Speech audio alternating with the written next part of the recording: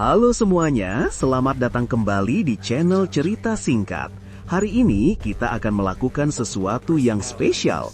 Kita akan melakukan ulasan mendalam salah satu film paling ditunggu di tahun 2025, Mission Impossible: The Final Reckoning. Jadi, silahkan subscribe dulu channel ini, lalu siapkan cemilan kalian karena ini akan jadi cerita yang epik. Film dibuka dengan sebuah montase yang langsung bikin kita merinding. Kita diingatkan lagi siapa musuh utama kita kali ini, The Entity. Narasi dari berbagai pejabat tinggi menggambarkan The Entity bukan sebagai penjahat biasa, tapi sebagai sebuah anti-Tuhan. Sebuah AI parasit digital yang super cerdas, bisa belajar sendiri, dan sudah menyusup ke seluruh jaringan internet global. Dia bukan lagi sekadar program, dia punya kesadaran sendiri, bahkan kepribadian ganda. Dia sabar, mengamati, membaca, dan mendengarkan semua rahasia terdalam kita, membuatnya jadi ahli memeras dan manipulator ulung. Kebenaran menjadi kabur, dan perang besar sudah di ambang pintu. Di tengah kekacauan ini, kita melihat Ethan Hunt yang lagi-lagi jadi buronan nomor 1 dunia. Dia menolak untuk menyerahkan sebuah kunci misterius yang diyakini sebagai komponen vital untuk melawan The Entity. Presiden Amerika, Erika, sampai harus turun tangan langsung mengirimkan pesan pribadi untuk Ethan. Pesan ini terasa sangat personal. Presiden berterima kasih atas pengabdian Ethan selama 35 tahun, mengakui semua pengorbanan dan kehilangan yang pernah ia alami demi menyelamatkan dunia. Tapi kali ini situasinya berbeda. The Entity telah menciptakan sebuah aliran kiamat.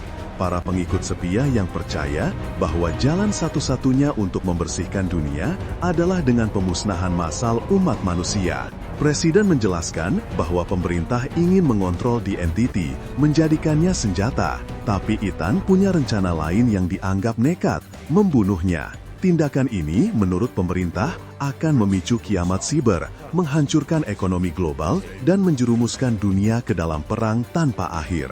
Pesan itu ditutup dengan ultimatum, serahkan kuncinya, atau darah seluruh dunia akan ada di tanganmu. Tentu saja, Ethan tidak bekerja sendiri. Dia bertemu secara rahasia dengan dua orang paling terpercaya dalam hidupnya, Luther Stickle dan Benji Dan. Di sebuah tempat persembunyian sederhana, mereka menyusun strategi.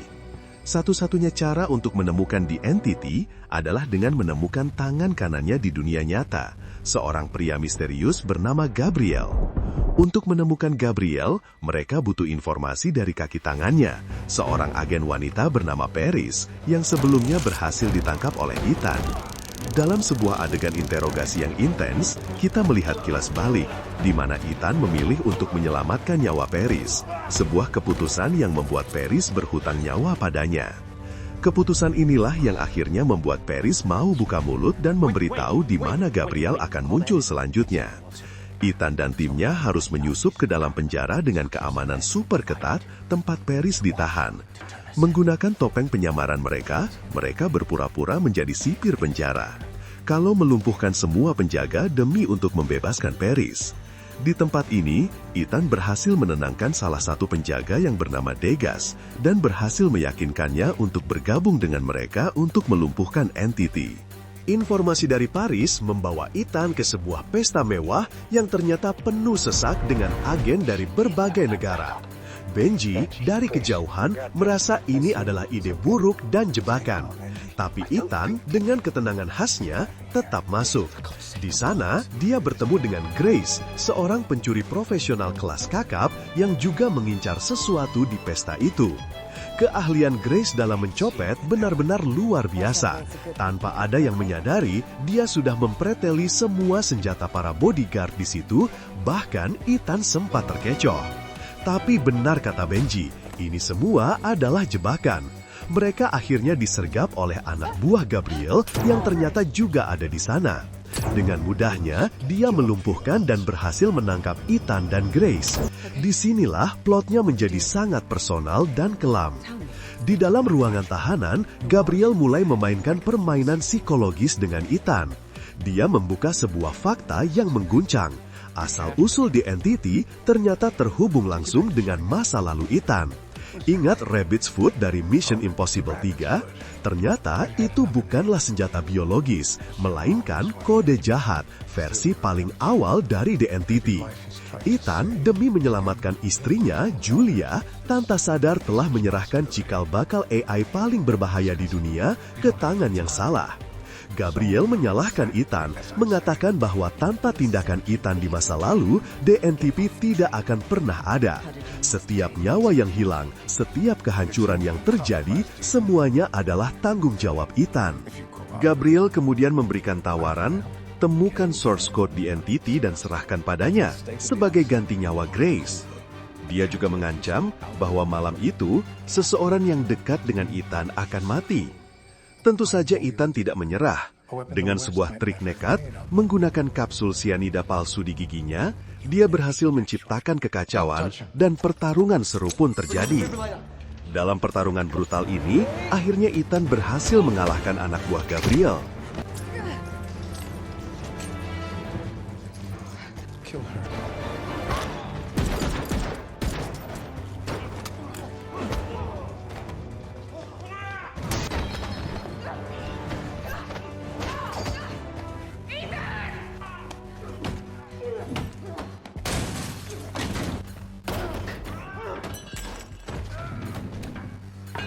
Grace sampai terbengong-bengong menyaksikan brutalnya Ethan menghabisi anak buah Gabriel. Setelah berhasil lolos, Ethan melakukan hal yang lebih gila lagi. Dia sengaja menggunakan perangkat komunikasi Gabriel untuk berbicara langsung dengan The Entity. Ini adalah adegan yang surreal dan mengerikan. The Entity berbicara padanya, bukan dengan suara mesin, tapi dengan suara yang dalam dan mengintimidasi. The Entity membawanya ke dalam sebuah simulasi mental, memperlihatkan visi tentang masa depan, di mana semua negara menembakkan semua rudal nuklir mereka dan menyebabkan kiamat. Ia juga mengungkapkan bahwa ia tahu semua rencana Ethan, termasuk rencana Luther untuk menciptakan poison pill atau racun digital. The Entity memberinya sebuah ramalan. Ethan akan datang ke Doomsday Vault dan di sanalah takdir dunia akan ditentukan. Ramalan The Entity tentang kematian seseorang yang dekat dengan Ethan menjadi kenyataan dengan cara yang paling tragis. Gabriel ternyata sudah berada di tempat Luther, sebuah tempat perawatan rahasia di bawah tanah. Ethan yang berlari ke tempat itu menemukan Luther sudah terperangkap dan terkunci di sebuah terowongan bawah tanah bersama sebuah bom nuklir aktif yang ditinggalkan oleh Gabriel. Ini adalah momen paling emosional dalam film. Tidak ada jalan keluar bagi mereka berdua. Salah satu harus berkorban. Luther, dengan keteguhan hati yang luar biasa, meyakinkan Ethan untuk pergi. Dia berargumen bahwa hanya Ethan yang bisa menjalankan misi ini sampai selesai. Dan hanya Luther yang punya kemampuan untuk membuat penawar lain jika diperlukan. Dengan berat hati, Ethan meninggalkan sahabatnya. Luther mengorbankan dirinya, menjinakkan bom itu dari ledakan nuklir, tapi terperangkap dalam ledakan konvensional yang meruntuhkan terowongan. Demi sebuah tujuan yang lebih besar, demi orang-orang yang tidak akan pernah mereka temui.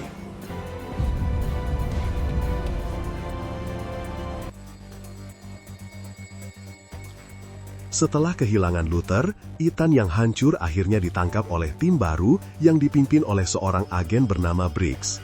Di sini ada twist lagi yang menghubungkan semuanya.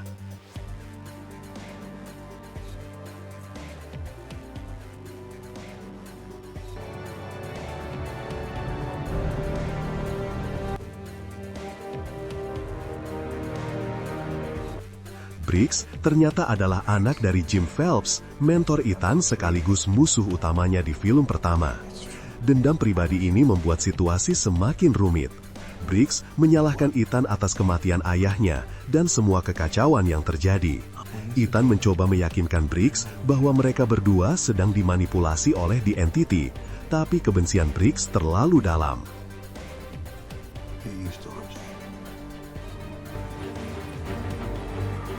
Ethan kemudian dibawa ke hadapan Presiden Erika dan Kittredge. Waktu dunia tinggal 72 jam sebelum The Entity mengambil alih semua persenjataan nuklir. Ethan memohon satu kesempatan terakhir. Dia meminta sebuah kapal induk dan kebebasan penuh untuk menjalankan misinya. Awalnya Presiden menolak, namun dalam sebuah tindakan kepercayaan yang luar biasa, seorang ajudan Presiden atas perintah rahasia membebaskan Ethan. Dia tidak hanya memberinya kebebasan, tapi juga kunci yang selama ini dia simpan. Presiden Erika ternyata memilih untuk bertaruh pada Ethan. Ethan pun langsung berangkat naik helikopter yang sudah dipersiapkan untuknya. Di dalam helikopter, Ethan teringat pesan terakhir yang ditinggalkan Luther untuknya. Pesan ini adalah inti dari film ini. Luther berbicara tentang takdir, pilihan, dan pengorbanan. Bahwa hidup mereka bukanlah tentang satu tindakan, tapi jumlah dari semua pilihan mereka.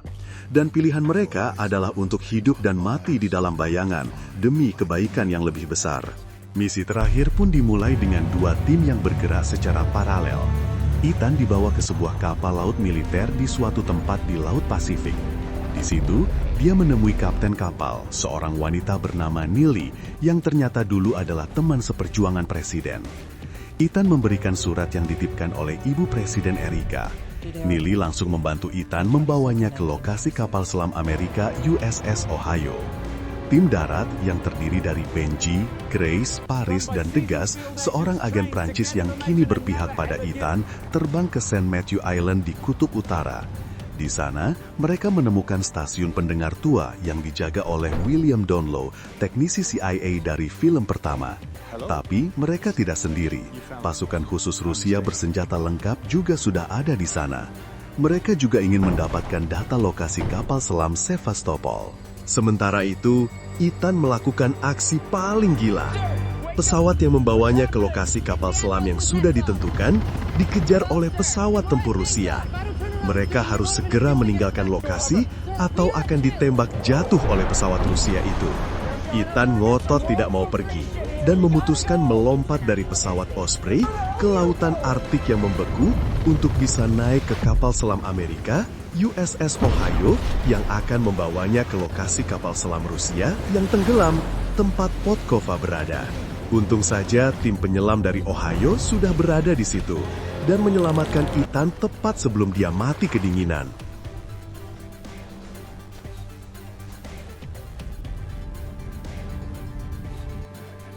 Sementara itu di pulau, terjadi pertempuran sengit antara tim IMF yang dipimpin Benji dengan pasukan Rusia saling berebut data.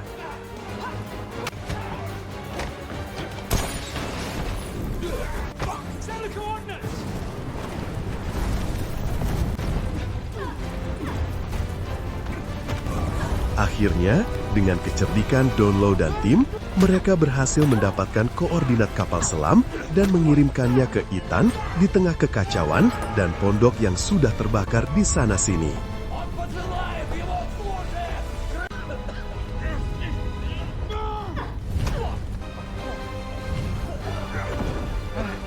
Ethan yang sudah mendapatkan koordinat itu, tanpa nunggu lama langsung siap-siap untuk menyelam dan diberikan pengarahan oleh tim penyelam Ohio.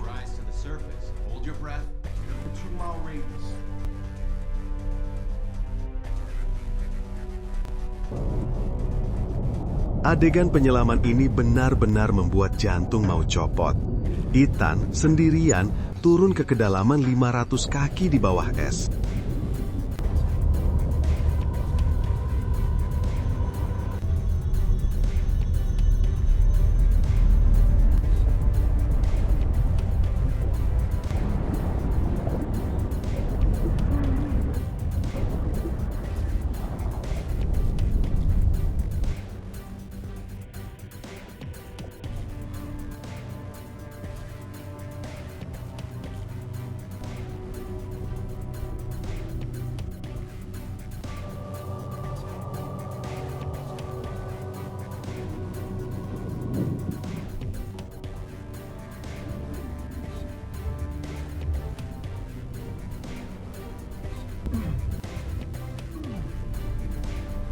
Dia harus melawan tekanan air yang mematikan, berenang melewati reruntuhan kapal selam yang gelap, dan penuh dengan misil yang bisa meledak kapan saja.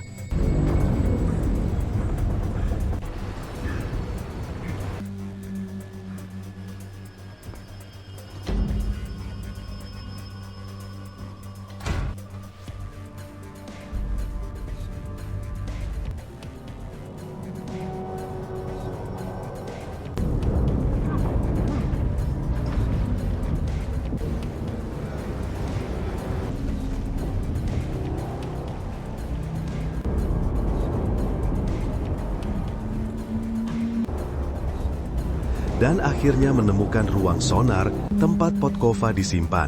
Dia berhasil mendapatkannya, tapi perjalanannya kembali ke permukaan adalah sebuah pertaruhan nyawa, di mana dia nyaris mati terkunci di ruangan itu, kehabisan nafas dan kedinginan.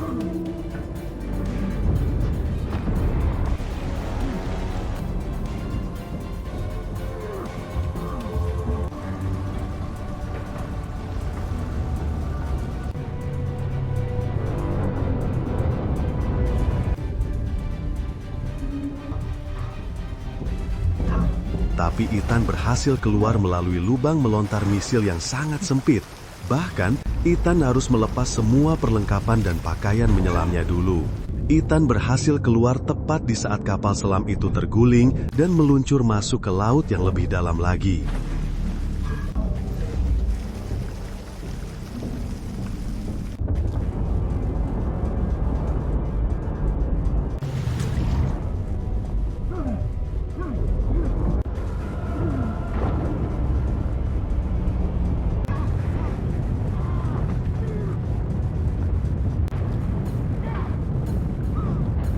Belum selesai, dia masih harus berenang ke permukaan dengan sisa peralatan yang menempel. Hampir saja dia mati kedinginan.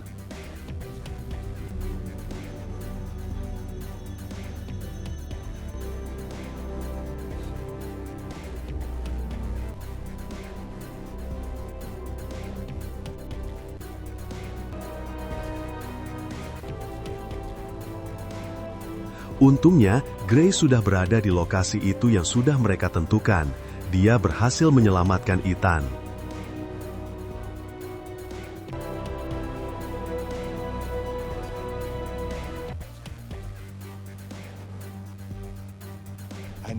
Dengan Podkova di tangan, tim akhirnya bersatu kembali. Rencana terakhir yang sangat berisiko pun disusun. Mereka akan menuju Doomsday Vault di Afrika Selatan. Rencananya adalah mereka akan sengaja membiarkan Gabriel mendapatkan Podkova. Mengapa? Karena hanya dengan begitu, Gabriel akan merasa menang dan menggunakan poison pill untuk menginfeksi The Entity dengan tujuan mengendalikannya. Saat itulah, The Entity yang terinfeksi akan ditipu untuk masuk ke dalam sebuah drive optik khusus yang sudah disiapkan, seperti memasukkan jin ke dalam botol. Tugas paling krusial jatuh ke tangan Grace. Dia harus mencabut drive itu tepat di sepersekian detik saat The Entity sudah sepenuhnya masuk. Satu kesalahan kecil saja, semua berakhir.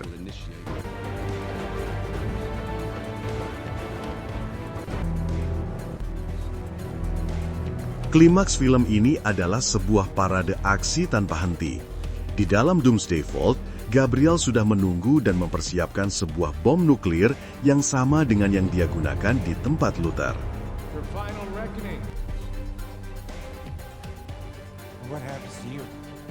Gabriel memaksa Ethan untuk memberikan Podkova kepadanya. Tiba-tiba Kittredge dan Briggs muncul menodong Gabriel dari belakang. Seluruh tim Ethan juga sudah digiring ke lokasi itu sambil ditodong senjata.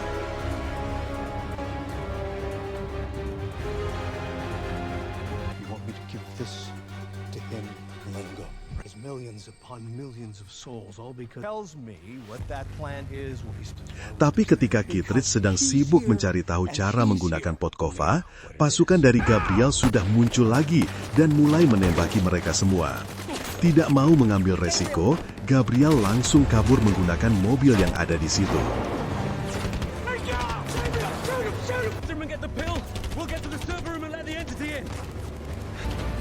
Ethan pun segera mengejarnya. Terjadilah kejar-kejaran mobil yang sangat seru.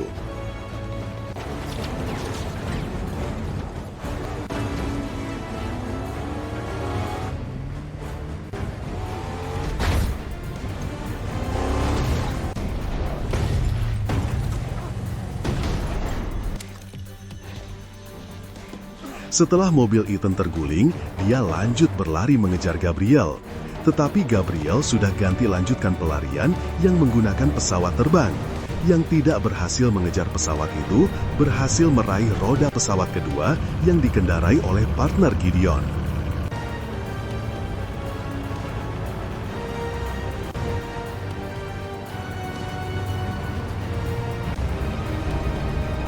Dan kejar-kejaran yang tadinya menggunakan mobil, sekarang ganti kejar-kejaran dengan pesawat yang spektakuler di pegunungan Afrika. Ethan mengejar Gabriel untuk merebut kembali Poison Pill.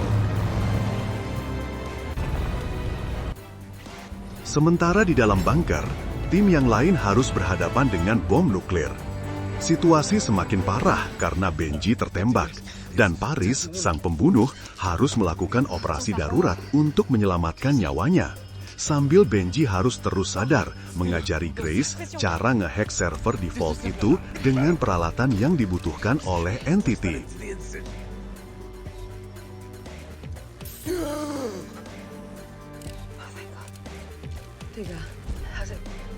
Di saat yang paling genting, di ruang komando, Presiden Erika membuat keputusan paling berani.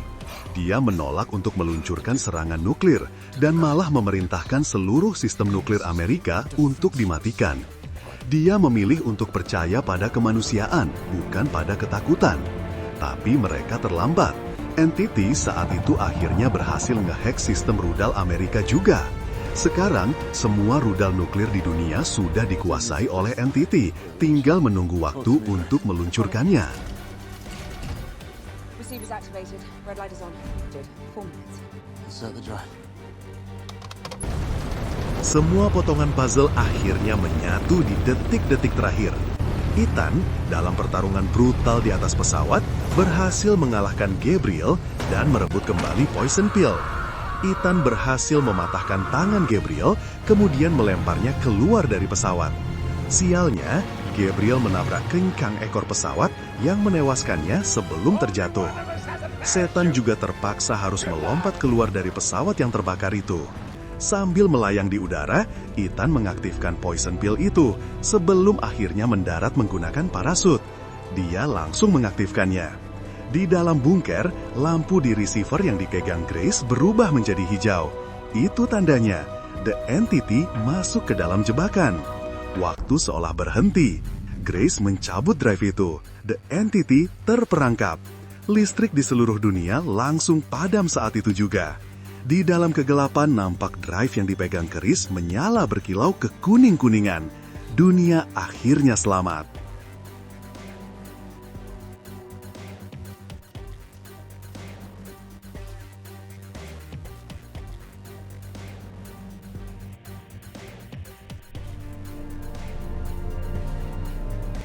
Film diakhiri dengan suasana yang melegakan.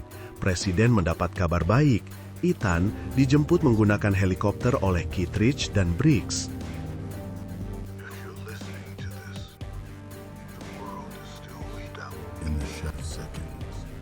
Pesan terakhir Luther kembali terdengar, mengingatkan kita bahwa masa depan bukanlah sesuatu yang sudah tertulis, tapi hasil dari pilihan-pilihan kita. Misi telah selesai, tapi perjuangan Ethan Hunt, sang penjaga di dalam bayangan, akan selalu berlanjut. Itu dia guys, alur cerita lengkap dari Mission Impossible The Final Reckoning. Benar-benar sebuah penutup yang emosional dan spektakuler kan? Bagaimana menurut kamu? Beritahu di kolom komentar ya. Terima kasih sudah menonton. Jangan lupa like, komen, dan subscribe. Sampai jumpa di video selanjutnya.